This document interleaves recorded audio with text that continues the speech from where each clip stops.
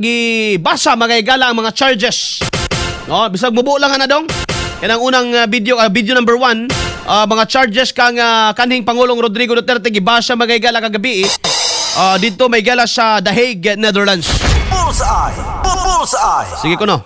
Prosecution charges Mr. Rodrigo Roa Duterte with 2 counts of murder and 1 count of murder and attempted murder as a crimes against humanity committed between 2013 and around June 2016 and between around July 2016 and September 2018 in the Republic of the Philippines as follows. Count 1. Murder of 19 victims alleged to be criminals, including 3 children, who were killed in or around Davao City in the Philippines between 2013 and around 2016 by members of the Davao Death Squad, while Mr. Duterte was the mayor of the Davao City pursuant to Article 71A of the Rome Statute. Count 2. Murder of 14 victims labeled as high-value targets for their alleged criminality, who were killed in locations across the Philippines between around July 2016 and July 2017 by a network of perpetrators comprising state actors and others, referred to as the National Network, while Mr. Duterte was the President of the Philippines pursuant to Article 71A of the Rome Statute. And count 3.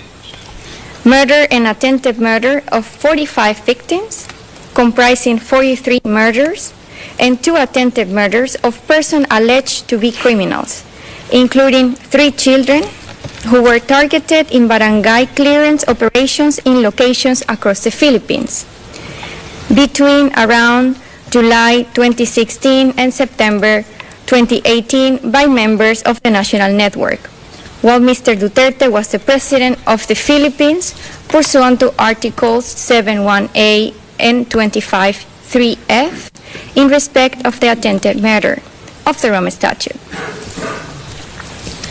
The prosecution alleges that Mr. Duterte is individually criminally responsible for all 3 of the above counts as follows. First, as an indirect co-perpetrator pursuant to Article 25(3)(a) of the Rome Statute.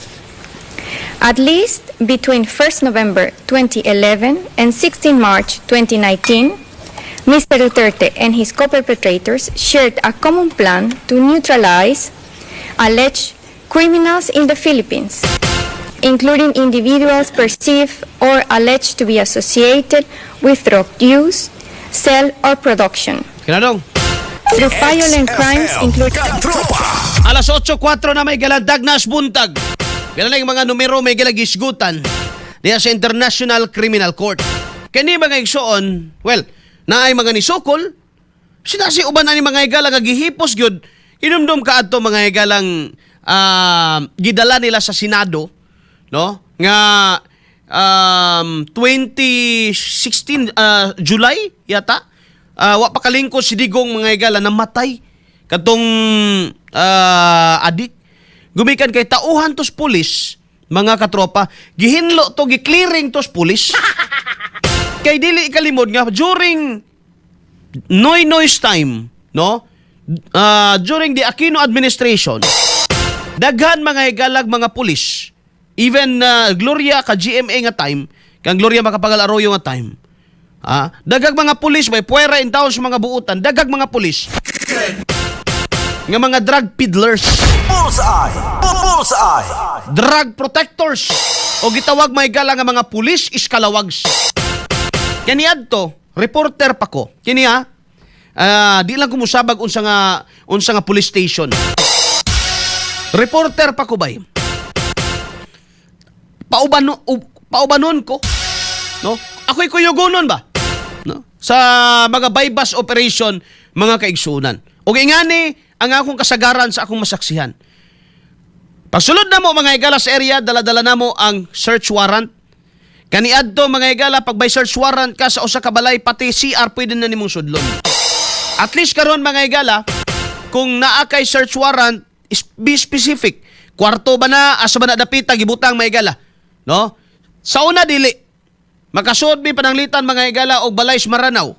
No, mapita ato mga pagari mapipiya kanulangon. Magkasud mi mga igalas balay Maranaw, kuan man na dako man na wa magani halos kwarto hay, no? Lampurnas gid na magigsoon, lampurnas na. Amo nang uting kayon ilawom sofa tanan. Pati piso-piso mga higala nga income nila sa wa pa may piso wifi adto sa una, no? Income to fruit game. Illegal man po daw na. Illegal lagi pero dili man tumoy tuyo na mo dito. Kay although di ko abogado pero kasabot po ko sa tong gihimo nga ni ata diri for the purpose ni sud aning ilang private property for the purpose of kay gitugtan das korte and we intrude their privacy kay gitugtan das korte aran lamang sa usa ka tuyo pagpangita as droga nga giingon ninyo. Di ba? Karon dadon mga higala mga sensiyo. No? Kinahon-kahon nga sensiyo. Kaya pangutan-on, ma'am, ang naaman mo ani? Ang tubag may gala, kasi bae dito among maabdan. Ano naaman mo ani? Kuha mo guna ka ng, kuha mo sa una, fruit game, kulalong. Mo pa ito uso sa una. Wala pa man na mga piso wifi. Piso wifi, gamito na ito. Computer. Ito mga dula-dula sa mga bata. Dalon to kapil may gala. Asa na doon? Police station. Okay. Walay makuha droga. Walay ila. Naamay amo. Imagine na. Saka dugay-dugay ng hinalong katay mga higala. Makita ra nimo dito sa ibabaw dos portahan na dito may higala ang usa ka buok sachet. Cellphone Plus Gold, mapalit sa mga butika sa inyong lugar.